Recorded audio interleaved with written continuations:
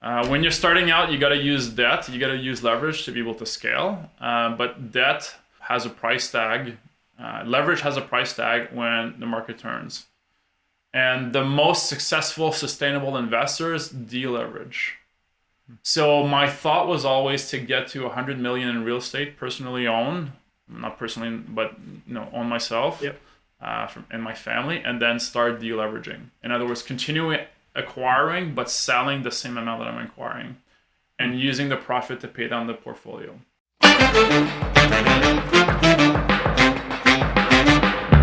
Thanks for tuning into the Highest and Best Use Real Estate podcast, where we talk about techniques to optimize your land, structure, skill sets, and time, as well as the highest and best use principles to make your business more profitable, productive, and efficient.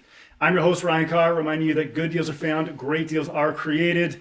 Today, the man, Nick Legault. Thank you so much for being here.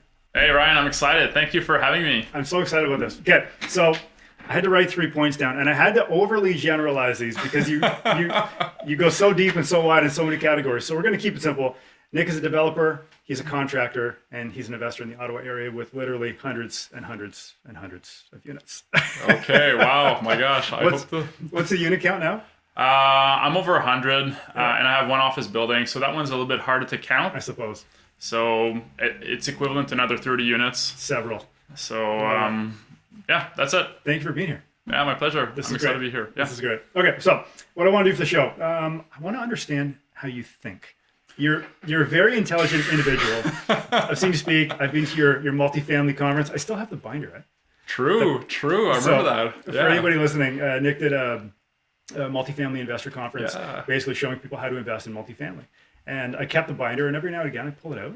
And even when we moved into the new office, I saw it again. I pulled it out. I read through it, and I thought, God, that was a great weekend. Interesting. Well, thank you for mentioning this. I haven't done one since then because we had the pandemic and been busy. So good for you, man. Good for you for taking action. So I want to understand how you think. So 3 key topics of today's show.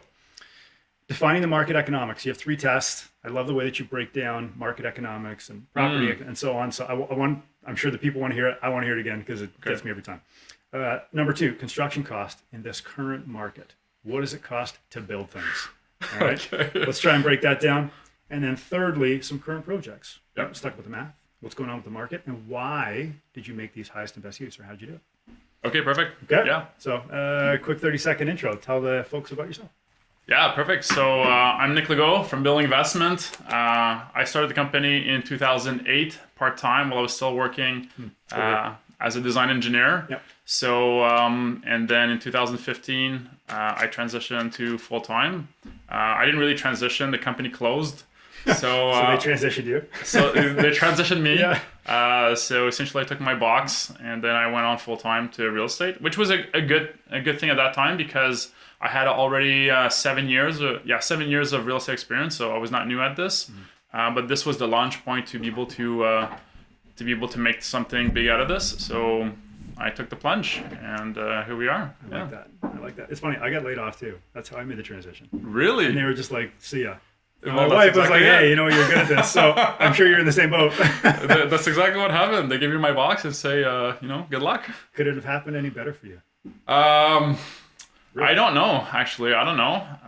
My thought was this is. A lot of people miss this where they think that they need to, they want to get out of the job and they want to focus on real estate because they'll grow more, they'll get their freedom. What they don't know is that for the first 10 years, it's completely the opposite of what you're being sold to. So my philosophy when I was still an employee was I want to be the best employee so I can make the most and have the most options. Because if I have the most options, I can dictate more vacation, which I did have because I was, trying to be great at what I was doing, and I had more flexibility, so I could do real estate sooner, lunchtime and evenings a little bit more without having too much effort because I produce, extraordinary result when I was fully employed. So I tried to become the best employee, which was a mindset shift from. I'm wasting my time here while I could be doing something better, which at the time I thought could be real estate full time. Right. So that was a big shift for me at that time. It's interesting you say you want to be the best employee because so many people think, what can my employer do for me? That's correct. As opposed to, what can I do for my employer? This is leadership. This is vision. This is leadership. And if you all the people who are successful in any field, they understand that you need to be a leader, you need to be good at being number one, but also be comfortable while you get to number one, be your best number two in the company, be the best number five in the company. And if you have that attitude and that mindset, you'll continually grow. I continually grow, I'll speak for myself. So I could acquire skills on their dime while I became better, practice more leadership, practice being a better manager until I transitioned, and they kicked me out regardless. So. What were you doing at the time? I was a design engineer. I was working for an engineering firm. I was a mechanical design engineer. Yeah. I love the way that engineers think. So this is all playing into the theme of the show. I didn't know you were an engineer. Yeah. Really? Yeah, I'm an engineer and I did business as well. So I have a business certificate plus an engineering degree. Yeah. So I wanted to do an MBA. Thank God I didn't do it because I learned way more just by applying it.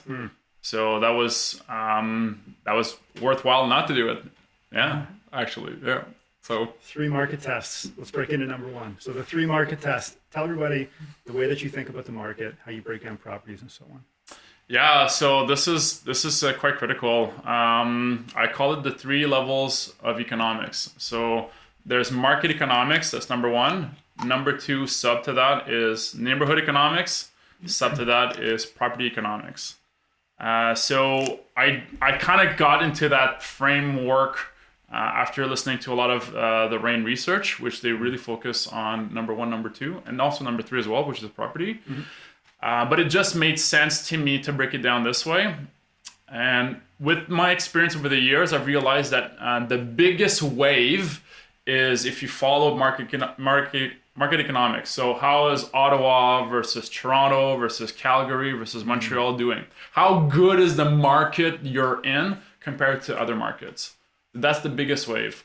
Number 2 is the neighborhood economics. Once you pick a market, which neighborhood within that market will be above average of that market? So as we all know, if the Oshawa market is doing 10% average price increase or 10% decrease right now, which one will decrease less and recover faster?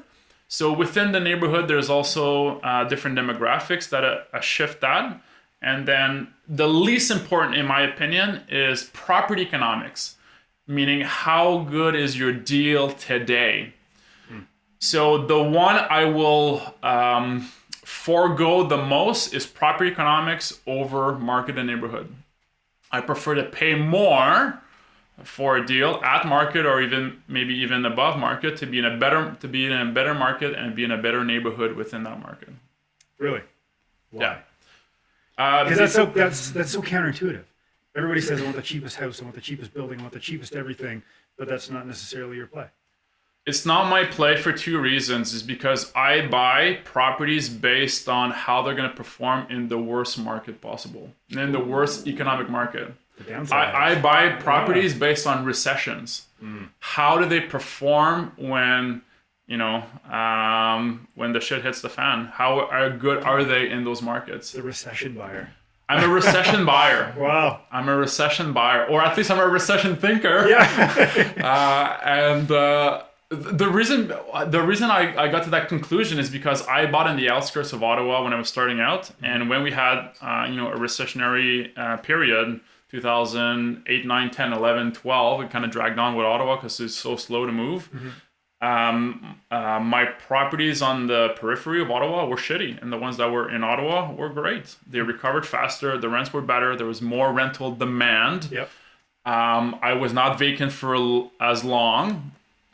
So that's it. I mean, that's why I don't go into a neighborhood that has 500 people with a 10% cap rate.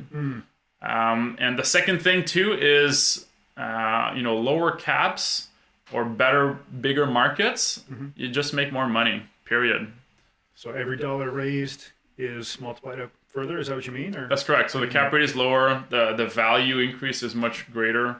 And I'll never make $400,000 worth of cash flow within a year, but I can make $400,000 worth of equity that I can sell if I want to liquidate in a couple months or in a year easily. So my thought is there's more money to be made in a bigger market. So that's why I pick bigger markets, better markets. if I was to change, if I was forced to change, I would go to another bigger market. Yeah. So then when you're using these three tests or your three levels of economics, when you're doing that, are you saying to yourself it's not necessarily the price you pay, but how much lift you can get? Yeah, so I look for value add because I need to be able to create a return today. Because if it's an investment, opportunity cost is important. And it's better to use capital as something that's going to create outstanding return than to use capital on many different, okay or mediocre deals. So I prefer to be more patient and be super aggressive when I find the one that makes sense. Right. And then just use capital there. Do you have anything in your portfolio that you're like, oh, geez, I shouldn't have bought that? Not anymore. I sold most of those at the beginning, which were maybe the first 15 or so properties. I wouldn't say out of the 15, maybe half of them I should have not bought this. But the problem is not that I shouldn't not have bought this, because the power of real estate still applied to it. Meaning, the value went up over time, the mortgage got paid down over time. What I should have not done, it was not the problem. It was not a property problem. It was not a level 3 economics problem. It was a level 1 and a level 2 problem. Meaning it was the wrong market or the wrong timing of the market and the wrong neighborhood of that property. Not the property specific. I got a good price. The property was fine. So that's why I shifted to really focus on number 1 and number 2 of those 2 economic factors, as opposed to the property itself. I'll buy a shitty property in a great neighborhood, which is the gem. Which is the gem. Yeah. Or I will shy away from getting a great property in a lesser neighborhood or a lesser market. What was that Warren Buffett quote? It was like, buy something for a fair price, or buy a good asset for a fair price instead of a fair asset at a good price. That's correct. Something like this? That's exactly it. Is that it? Yeah, okay. That's exactly it. That's exactly it. Yeah. That's what you do. That's what I try to do. The discipline of maintaining that line is always tempting. The shiny object, the shiny property in this higher cap rate area or in this market or neighborhood is always existing. And that's it. I try to be very concentrated. And the reason for concentration is for ease of management and ease of scaling. So yeah. Thinking about the future. I'm thinking about the future in a big way. And so I know some people, and I'm sure people who are listening to this know some other people too, that are buying, 2 properties in the States, 2 in Alberta, 2 in Calgary, 2 in BC, 2 in New Brunswick, 2 in Ontario. They're all over the place. Yeah. And this is the shotgun approach. Are they getting good deals? Probably. Are they buying great markets at great times? Probably as well. But those properties need to be managed. And so depending if they're active, they can't really be active at this point, but they still need to be taken care of. So are you largely self-financed with your portfolio, or do you take on investors? So I do take on investors, but I generally just use them for the short-term transition period. But otherwise I'm self-financed. So I have one property where I have one partner on this, which is the land for a bigger project. And but everything else I own 100%. And I have, I borrow money, but with an exit strategy to be able to pay them out. Do you think that comes at a detriment? So there's some people who say borrow as much money as you can, grow as big as you can, and kind of see where that rolls. And you're like, no, I don't think I want to go super huge, but I want to keep it tight. I want to be a little bit more lean and efficient. How do you see that? How do you think? This one's I guess is a goal and ambition perspective. There's positive for both. Raising capital externally as equity investors will definitely accelerate somebody's portfolio, but is the in profit or in volume or both? Both. Okay. Well, probably most likely both, if they do it well and you really scale it. So if you become Western Wealth Capital and you're now at $4 billion or $3 billion after 5 years or 8 years of raising capital, then yeah, it was a good move to be able to raise equity and be able to get to that. But for all of us that are mere mortals that won't get to $5 billion worth of real estate, The real estate peasants of the world. exactly in 10 years. I look at this in this way: those that are raising capital with partners, at some point the partner is going to say, "I want out." Then what happens? And most of the partners will likely want out at the worst time. So you've worked 2 years, 3 years, 5 years, 10 years for your partner to say, "I want out." Now, when your plan was to pay it down, or your plan was to cash flow out of it, or your plan was whatever your plan was. Yep. So when you compound this, you may be going 10 steps faster at the beginning, but the fact that you will have to sell half or sell a third or sell whatever portion plus pay capital gains or refinance may not actually get you further ahead, unless you're truly 10xing this, further ahead than somebody simple like me that just buys a property. No headaches. I don't sell if I don't need to. I don't refinance if I don't want to, and just start slowly paying them off, and try to make my life as simple as possible. So that's the part two of it. Don't have to manage. I don't have to do babysitting for investors mainly, and then I try to focus on the team instead. Yeah. What's your goal? Short term, long term? Short term. The goal for this year was to buy 20 million in real estate. So I'm not doing this because of friendly government. So that's not going to happen.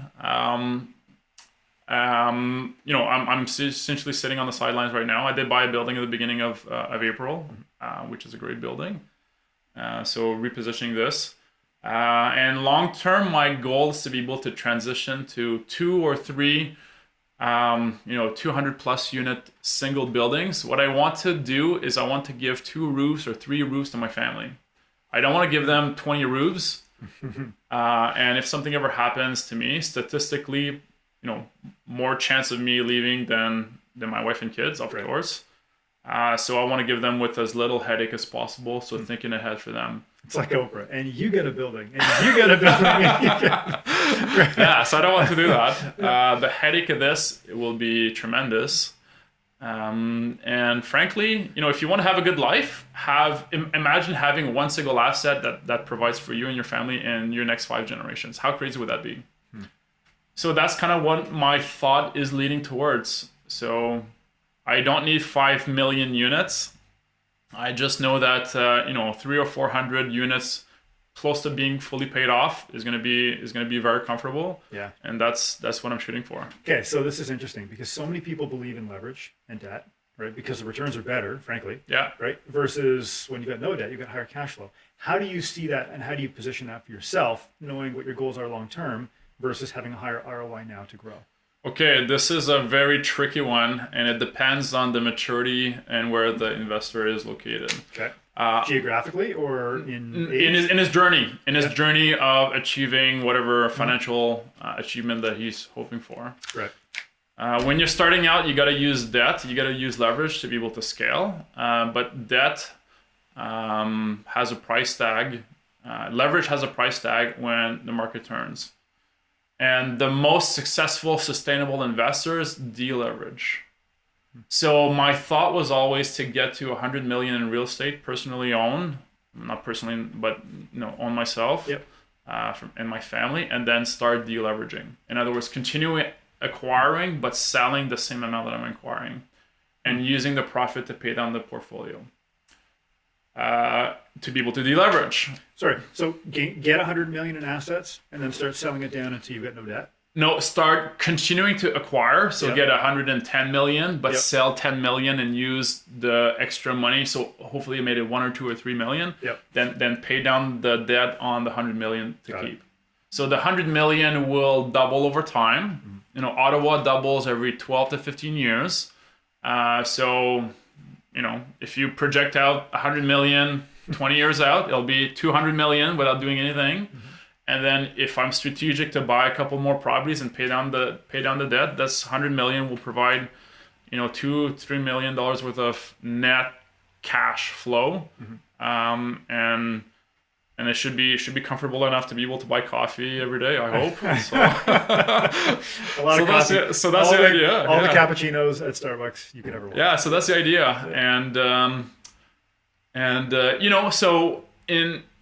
So that's the idea. And when you're in a position of low debt, your portfolio becomes indestructible. Indestructible. And you're not affected by the current rates. So right now it's a shitty time. So those that were in this scenario, if you've had a tremendous amount of debt, right now you may be struggling if you have variable mortgages or you're trying to refinance or stuff like this. But if you're completely deleveraged, a 50% loan to value or less, 40%, 30%, you're in a sweet position where it's not really affecting your portfolio too much, and you can acquire legacy assets. So that's it. That's kind of my thought. So yes, at the beginning you need leverage, but it comes at a price if you're not strategic and if you're not well-timed of the market, which I'm not, to sustain and survive through the hard periods. Yeah, I like that. It's interesting. It's very interesting because, even though your returns are lower, you're saying, who cares about the ROI? At the point where you can cash flow a couple of $1 million a year and nothing affects your lifestyle, you're saying, what does ROI mean if I don't have a good life? I mean, what do people want? They want freedom and peace of mind. Peace of mind to enjoy the freedom. Yeah. So if you're high on debt, if you're 95% loan to value, and you get another pandemic, you're going to be stressed out. Does the market swing in pricing? Does that play into your strategy at all? So let's say you're getting that $2 or $3 million a year in cash flow, and the value of the asset goes down because the market falls or whatever, right? Does that stress you out? Not at all. No. So it's happening right now. So I think my portfolio is probably down. If I was to sell everything, it's probably down 10%, plus or minus. I don't exactly know. But at the end of the day, it doesn't really matter because I'm not planning on selling anything. Right. I'm not planning on refinancing anything either. So I'll just write it out. They're good quality assets. I'm focusing more on legacy assets that I want to keep or sell whenever I'm ready to sell, to be able to reposition those into larger buildings, 200 units or 100 unit buildings. Yeah. So that's it. I'm not worried. And by preserving cash, tons of cash, you can sustain those. Yeah. How do you feel about the capital gain? Selling something now so that you can acquire that bigger building. Does that factor into your decision making or doesn't matter? Not really. So I am structured to be able to try and minimize capital gains with trust and holding companies and all this stuff. But it's not part of my main thinking. The reality is I know I'll get there one way or the other. So, you got to sell a couple to be able to simplify even further, at least in my, as one of my goals, to simplify the portfolio. So I'll have to pick capital gains, and then hopefully I only have to pay this, a dozen times, a dozen buildings sold to be able to acquire one or two big ones, and then just never sell again. Would you build it or would you buy it? What I know today, I would probably buy it. If the opportunity came and the market conditions were perfect to build it, I may build it too. Yeah. I'm not opposed to building it. I'm not afraid to build it. Again, if the goal is to try and have a simple life, then don't take on. Don't get into construction. Don't get into a $60 million construction. So that's that. But the reality is that we were just talking before about somebody I know that owns 2,000 units. In the last 5 years, he's pretty much just built 200 unit projects, one after the other. So his latest one is 700 units, 2 towers with a podium. Yeah. So he's building 700 units. He'll never have to sell, give it to his kids. They're brand new property. Yep. And he got it at the right time, finished it when the rates were still low. So he's golden. So I do see this as an opportunity, but today I would buy an existing one because it's probably simpler and faster. So this transitioned into construction cost. So if you don't want to build it and you want to buy it, let's take What would a good example be of like a mid-sized building for construction costs? Like how could we parlay this to the audience? Yeah, so I have land right now to build a 30-unit building. Perfect. Okay. So yesterday I was reviewing the plans because we're ready to submit. Okay. So 30 units. 30 units. Ones, twos, threes. What's the next? So they're what is it? I think we have 19 ones and what is it? 11 twos. 11 twos. Yeah. What would the square footage be? Total square footage buildable is 23,000 square feet. 23. Call it 24,000 square feet. 24,000 square feet plus another 6,800 for the underground. Underground parking. Underground parking, so 30,000 square feet to build. The land is 15,000 square feet. A little bit more, but that's the quick number. Yeah. Yeah. So to build this, it's very fluid. It's like lumber's like gas prices. Same with concrete. My God, it's up today, down changing. tomorrow. Yeah, it's changing.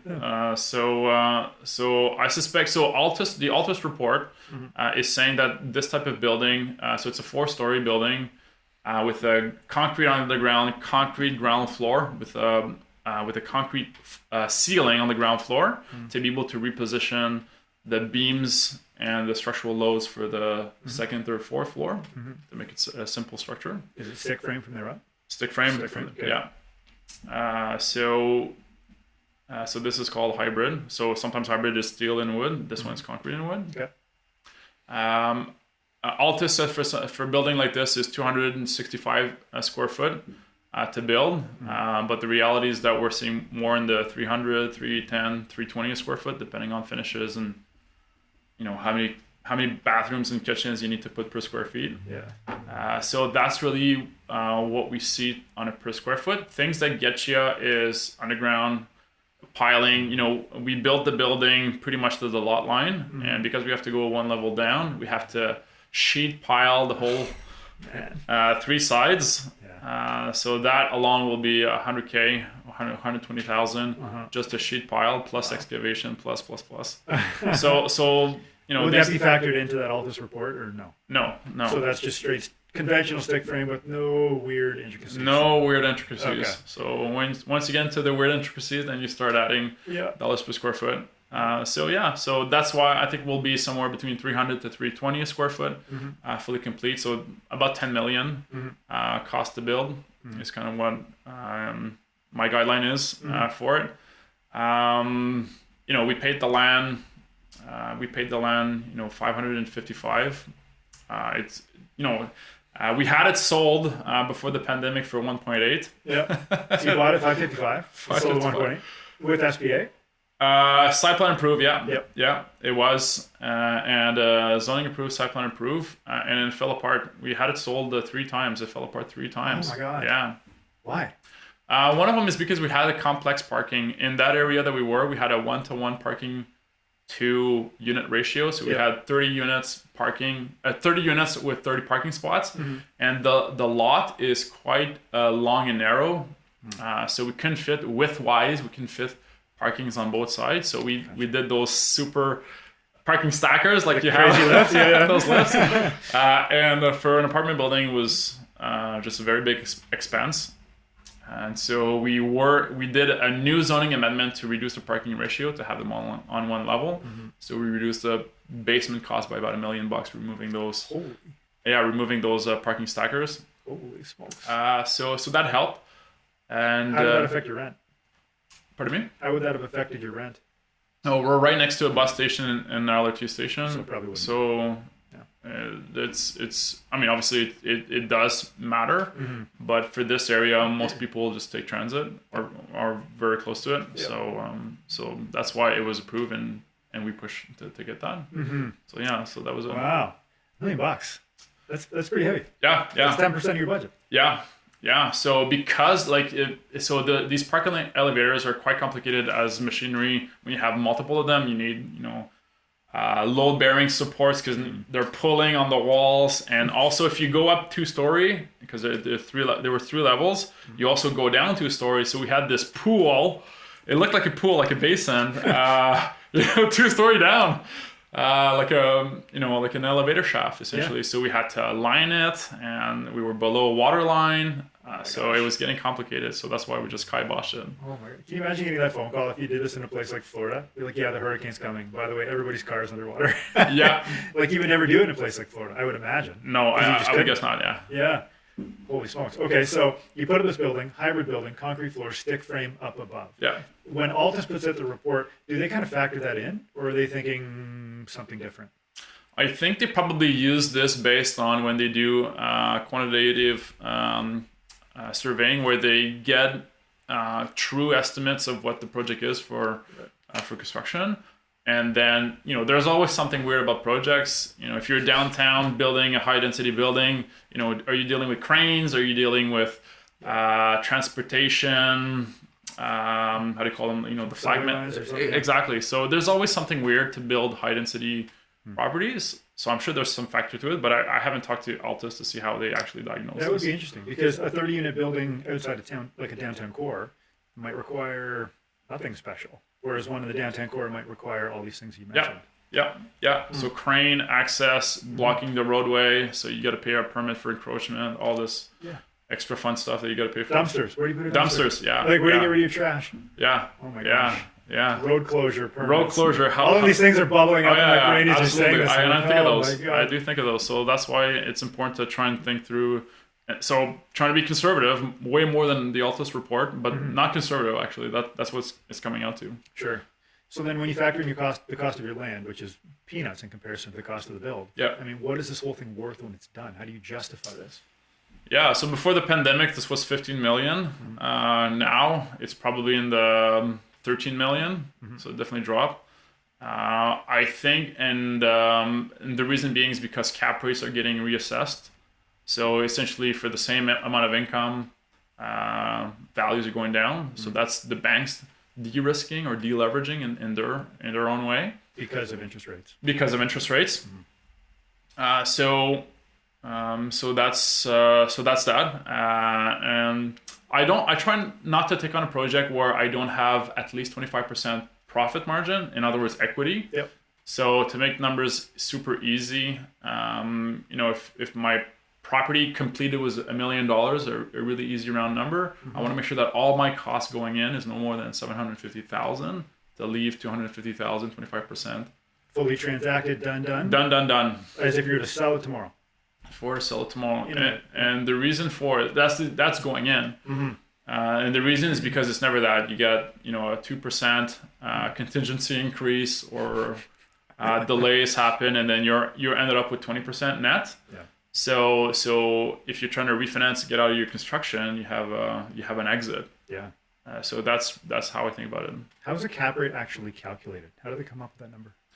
Yeah, so cap rates, they use the net operating income. So you have gross income from your rents coming in, and then you have your expenses to operate this building, and then you're left with net operating income. This is before paying your mortgage, interest and principal. And then so if you didn't have any debt, you didn't have any mortgage payments, how much would you net out of this property? So say bring in $1 million worth of rent, you had $400,000 worth of expenses, so you're left with $600,000. And the value is based on a capitalization rate, what people will pay to be able to buy an income stream, consistent income stream, and that's how cap rate is evaluated. So in a simple scenario, 4% cap rate or 5% cap rate is essentially, what is it? So 4% is 20 times the net operating income, I think is the calculation. Yep. So, and that's it. So you divide net operating income by selling price in the market of an asset like this. How do they figure out what the cap rate actually is for that market? Yeah, so it's based on... They, being the gods of real estate. How do they figure it out? Well, it's based on appraisal, what things transact at. Right. And there's also the what people will see as value add opportunities. So for example, if you buy, you may pay a lower cap rate upfront to get an opportunity to increase it on a good asset and create some returns today. Meaning you're overpaying upfront for the value add and the opportunity to do that. That's correct. Okay. You're paying upfront, so meaning you're paying a lower cap rate, a higher price for the opportunity to increase rents and be able to hopefully get a higher cap rate that if you just bought it completely turned over. Done. Yeah. Okay. What is the meat?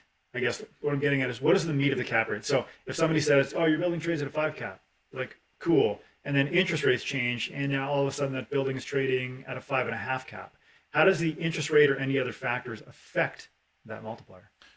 Yeah, it affects it in a big way. So the 10-year bond, there's a spread between cap rates and interest rates, or 10-year bonds, and the spread is about 225 to 300 basis points between the 10-year bond and then the cap rate. What you want is you want to have the cap rate at a higher yield than the bond yield. So if you borrow money at the bond rate, and you get this property, this business that operates at say 2% more, essentially you're netting a yield stream net free of debt, 2% of your total amount of debt. So what it means that you have a good positive cash flow, right? What's happening is when people pay a low cap rate and then the rates increase higher, so borrowing money costs you money to have that loan. And so this is what's happening right now. The bond rate has increased faster than what the cap rate has readjusted. So if we look at history, what it should happen, I can't predict it, but what should happen is that cap rate should increase to match this 225 to 300 basis point spread between the bond rate and the cap rate. So then if that happens, the price of multifamily assets will drop. Yes, because cap rates are going to go up. But it hasn't necessarily hit as hard as the residential sector has as of current. Is that correct? That's correct, because commercial are a little bit more patient and slow, meaning guys like me don't need to sell. But those that are trying to sell their house or overpay for the house, it affects their personal pocketbook today. Right. So I think this will happen over the next 12 to 18 months where the cap rates are going to get adjusted as deals transact. But it just takes time. It's just a slower market to rebalance than the residential market because those are more sophisticated investors. They generally tend to have a little bit less, they're financially less sensitive. And a lot of loans tend to be fixed loans, commercial loans. Because which are longer duration. So do you think this could pick up because it's kind of slow to hit on the front end, which is where we currently are? Do you think it'll have a longer tail? It definitely will have a longer tail if their interest rates continue to stay high. Yeah. Wow. Especially over a renewal period. Yeah, especially over a renewal period. Yeah. So I think it will take probably a real 2 to 3 years for the commercial market to truly absorb what's happening today. So if they continue to increase, that tail is going to continue to extend out. But if they increase one more time, hopefully before the end of the year, and they sit on it for a couple of years. Oh my gosh, it keeps going and going and going. Jeez. If the government sets on their future increases, so 2023 they don't touch it, 2024 they don't touch it, then 12 to 24 months out, it will normalize what commercial assets are valued at. And the point of it is this was happening to me when I was refinancing a property in May. The bank, I signed my mortgage commitment for a lot of millions of dollars, and in January 2022. And when it was CMHC, and when the loan came through in May 2022, the mortgage dropped the cap rate on the commitment. They dropped the loan to value, and because the interest rates were higher than what they projected when they put out the paper. So the banks are going to renew. The banks are going to renew those commercial mortgage at a lower rate. So here's what I think is going to happen, and I'm not sheltered from this, but hopefully those assets are going to stay good. Those that own commercial loans, when the renewal comes up, if they got 80% or 85% loan to value, when their loan comes up in the next 2 years, their loan may actually be higher than what their property value may be. Maybe, maybe not. But for sure, the bank may force them to deleverage their loan. So to meet a certain debt coverage ratio, then. So this is what I'm afraid that a lot of commercial investors, especially new ones, are going to face. They buy a 1 or 2 year short-term loan and then they try to refinance, and when you try to do this in when the rates are high, they're going to get their loan cut back by 10, 15, 20%. Well, that could be a cash call. This is a cash call, is what I'm trying to say. This is a cash call. So, depending on the size of your mortgage, if you have a $2 million mortgage and then, you just want to redo because now it's, 1.95, you pay down $50K, you just want to continue with that at a higher rate. No, the bank may say, because of your loan, we'll only give you 1.65. You got to cough up $300,000 to be able to renew your loan. Oh my goodness. Yeah. So this is what's happening right now with a lot of people who are in construction trying to get into stabilize long-term rates where they can't get out because they have to cough up such a big amount. It's interesting times. That could be crazy for the markets. That could be so crazy. Great buying opportunity for anybody who's sitting liquid. Yes. But I mean, for anybody in that circumstance, that's trouble. It is trouble. It is real trouble. Jeez. Because not only have they put in all the capital to get to the end, but they can't even get out of it until they put even more capital. So as we all know, real estate is a capital-intensive business. So this is why a commercial market may take long-term. And those that are strategic and patient, maybe not. They may. Are you planning for this? Are you planning for this? What do you mean? If you are in a buying opportunity, are you planning for the market to fall apart like that? Yes. I'm expecting it to happen. So you sit liquid and do nothing. Right now I'm sitting liquid to do nothing. So stabilize the stuff that you have, whatever, and then in 1 to 3 years pick up something cheap. My thought, like I said at the beginning, my thought was to buy 20 million in real estate this year. Right. So I'm not doing this. I'm a little bit more than 15% of this. And what I've decided to do instead, so I was committed to buy 3 buildings this summer that I locked up in February.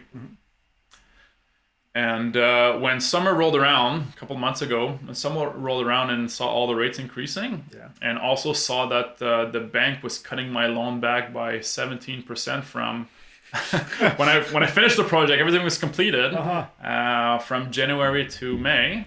I'm like, okay, this is going to happen the same because I saw the market economics, neighborhood property economics as a result of interest rate, that this could be compounded to multiple assets. So I said stop.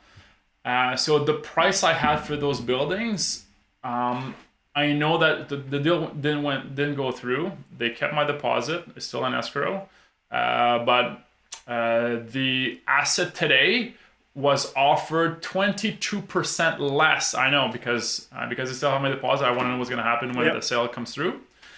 The seller was offered 22% less of those properties as a result of interest rates going up. Wow. I saw this coming too. So my thought was, I'm interested in that property. I may be better off to lose my deposit and pick it up again. Right. And save a tremendous amount, like several hundreds of thousands of dollars cheaper to pick up this asset again or pick up another asset. Would you be sued for the difference? I could be sued for the difference. Yeah. I could be sued for the difference, but my deposit is pretty much all that's at risk. Sure. We can go into the details as to why I don't think that's going to happen, but I understand. there's always a potential. So I'm just trying to be strategic. It's like saying, would I pay my deposit amount to be able to buy another asset and not be committed on this one at 20% less this year or next year? Who wouldn't say no? Right. So that's how I think about it. So it's better to be in liquid cash and wait for another good one at a lower price than to be committed and not know what the exit strategy is going to be in a year and a half from now when the projects were going to be done. So. Current projects. What are you working on right now, and what makes them highest and best use? Maybe if we could pick 1, 2, 3 projects and go from there. Yeah. Sure. So my typical project is I buy a multifamily that needs renovation and needs to increase rents. So Are we you have, sorry to interrupt. Do you have full-time staff? You must. Yeah. Yeah. Yeah. So all Yeah, in-house we're construction, 11, yeah. simple. Yeah. Yeah, our team of 11. So half of them is construction, the other half is management. What we focus on essentially is, I buy properties that need renovation. So as a tenant turns, we go in and do the renovation and we reposition them. What makes them highest and best use is, I think, long-term, they're in a great market in a great neighborhood. So we try to appeal to the neighborhood today and try to appeal to the neighborhood, to the people who are going to be in those neighborhoods and want those neighborhoods 10 years from now, 20 years from now. So to make it highest and best use, I try to be ahead of the trend of what people are going to need in 10 years from now. That's kind of how I think about this. Yeah. So it's not necessarily anything structural with the property or how you position the land or site plan or whatever. It's like, where am I going to put this thing? I'm trying to think to see what is the demand and how is the economics of this property and this neighborhood in 10 years from now. I'll give you some examples. Okay. On the new build, where there's a lot more flexibility because you get to design it, I'm passing all utilities to the tenant, 100% of all of them, which is unusual for multifamily in Ottawa. Generally, heating is included and tenants pay heating. Because they're older buildings? Because they're older buildings. Yeah. Okay. So heating is included, water is included. I want to pass all utilities because I know that the new property tax is water tax. From a political point of view, say property tax is going up, 3-4%, but your water tax is going up 12%. So this is how they get this in Ottawa. So I'm transitioning to do this and be able to offer the control to the tenant with high efficiency everything. Water is the least expensive of all utilities, at least here. Would it be the same in Ottawa? It's getting pretty expensive. It's getting to be more so than gas and hydro. No, definitely not. But the rate of increase is dramatic. Interesting. The rate of increase is the over 10%. The new property tax is water tax. Yeah, it is increasing more than 10% for us. Wow. They're doing tiers. They're metering at all levels. The delivery cost is ginormous. We're renovating properties, and sometimes there's no water because the water is off. I had a bill 2 days ago for one property that we're renovating, a giant house, and the delivery cost, the utility cost, the consumption cost was $7 for 2 months, and the delivery cost was $89. Yeah. So they get you one way or the other. So this is going to continue based on infrastructure. So the goal is to be able to offset this strategically. Because the rate of increase of expenses will be faster than the rate of increase of rents for stable tenants. Wow. So, government tells us that in Ontario, your rate goes up 1%, is going to be 2%, next year. But the cost of how much have your insurance gone up? Yeah, more than 2%. Oh gosh, even CPI this year was 7% or something. Yeah. Right, and then you get a 2% rent increase in Ontario. Yeah, it makes no sense at all. What the heck? So the rate of increase of expenses is way faster than the rate of increase of income. So to be able to maintain a good NOI increase over the years. Try to offset and give some of those increases to the tenants and say, I'll maintain your rent or make it less than the government. Yeah. And then, this may be an easy way to... And really, at the end of the day, they're the ones using the water. That's correct. They're the ones using the hydro. They're you're using it. You shower, you bathe, you cook. This is the pitch as well. That's what it is. This is the pitch as well. You get to control as long as you're intelligent that you shut off the tap when you're done washing your hands. Yeah. And we put high efficiency water taps and toilets and all this. And so that's really what it is. You did a unit one time. I remember you telling me this. This is like a year or two ago, and we were talking about something, and you said you put a dog washing station in one of your buildings. A pet station. A pet station? No, I haven't done that. Actually. That was you. Was it? Yeah, you said you put you had an extra little bit of space, and you were going to put a pet washing station or some kind of a pet care facility or something in one of your buildings. Yeah, so I have a building that's across from a dog park. Yeah. So we don't have a pet washing station, but we are catering to pets. So the whole building is pet friendly.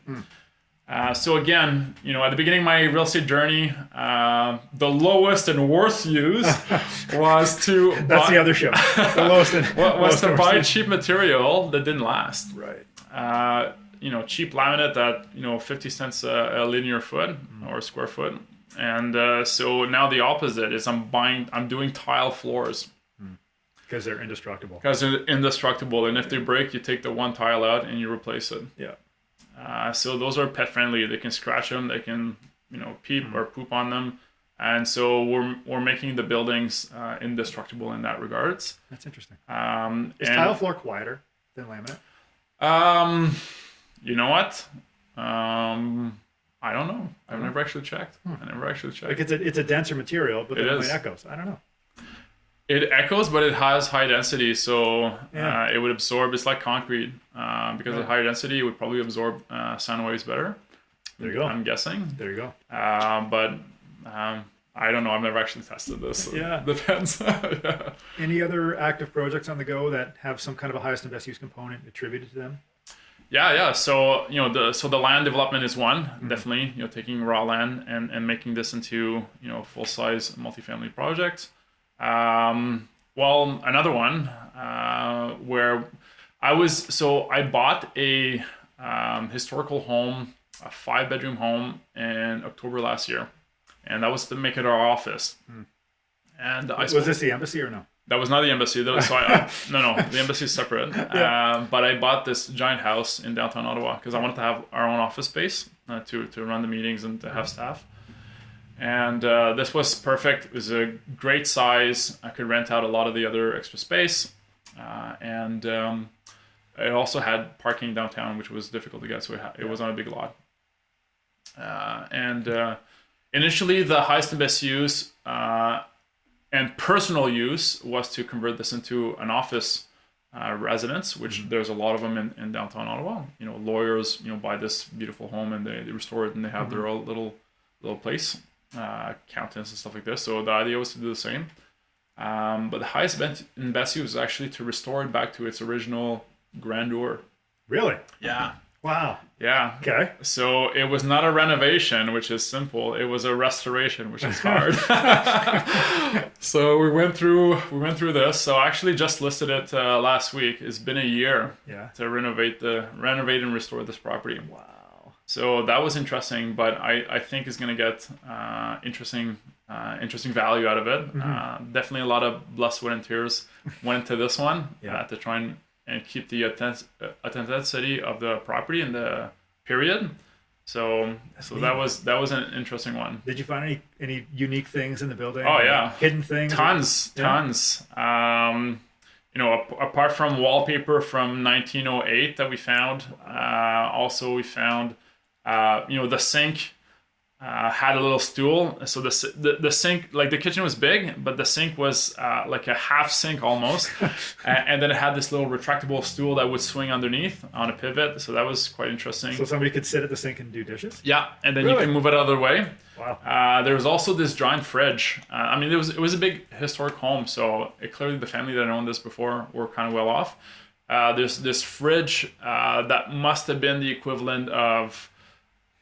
So today you can buy a fridge, for your house for, $1,000, roughly, a little bit less, a little bit more. This would have been the equivalent of buying a $5,000 fridge in the 30s. Yeah, so it's a double size. It had the compartment with a little compressor for the ice block that you would put underneath. Yeah. So it was quite interesting to see. Yeah. That thing must have weighed a ton. Yeah, it was impossible to move. Whoa. It was impossible to move. How did you get it out? We got it out with two dollies, strapped to 2 dollies, trying to yank it outside. Main floor or basement? It was on the ground floor, and it was boxed into a wall, so we had to demolish the wall on the back end to remove it. Wow. Any historical situations with this? Like, did you have to get a permit based on the way that it was back in the day, or it was just fair game? Just fair game. So just a normal house, but we tried to keep the Victorian trims. Victorian staircase, which is phenomenal, and the period. And so we did the building permit for whatever's required, plumbing, electrical, stuff like this. But it stayed as a house. We renovated the basement. We did all new structural beams. We did all reinforcement, and the rest is pretty much cosmetic, which doesn't need too much. But try to preserve trim that had 7 layers or 10 layers of paint on them. Is really difficult. Yeah. Any plaster crown molding? No plaster crown molding, but plaster walls everywhere. Yeah. So Plaster crown. You ever seen somebody do that? Yeah. It's gorgeous. Yeah, it's phenomenal. How they can take a mold from one piece of the plaster and then recreate it on another side if you get a water leak or something. It's amazing. Yeah, actually, so I learned construction when I was a little younger, in my early 20s, to pay for school. I used to work in the summer for a construction company, and the guy was quite creative. He actually built molds to be able to do plaster trims. Really? Yeah. Cool. So I got to see him do it, and he did it for his house. So he carved out this profile and just dragged buckets and buckets of mud, which was phenomenal. He had to do it, I think, 4 or 5 times because it shrunk, it cracked, it broke. So it was quite interesting to see, but he did it well. We've covered so much in this episode. To get you here in person was impressive. So thank you for coming. And number great. 2, your charisma with respect to business and real estate, and the way that, obviously I said on the way in, I wanted to understand the way that you think. And, you've clearly articulated that today, whether it was historic Victorian homes or whether it was, buildings and cap rates and site plans and construction and all the above. It was really impressive. So again, thank you for being here. Well, thanks again, Ryan. It's always great to be able to sit down with you. So, I got most out of it. So thank you so much for inviting me. How can people find out more about you? Yeah, so they can find me they can find the business on social media. We're building investments. We're on LinkedIn, Facebook, Instagram. I'm not very active on social media for the business platform. But if you go on the website, it comes to my email. So buildinginvestments.ca. We specialize in multifamily, investment and development and construction, or they can reach out to me directly on Facebook. That's the one I'm most active on. Personally, I like to interact with people and get into rabbit holes of real estate, so that's fun. You've got some good videos. I do. You do. Yeah. Good. Okay. Fair enough. Appreciate that. Thanks again for listening to the Highest and Best Use podcast. Reminder to sign up to the book at thehighestandbestuse.com. I'm your host, Ryan Kyle, reminding you that good deals are found, great deals are created. Don't forget to like, share, follow, and subscribe, and we'll see you on the next episode.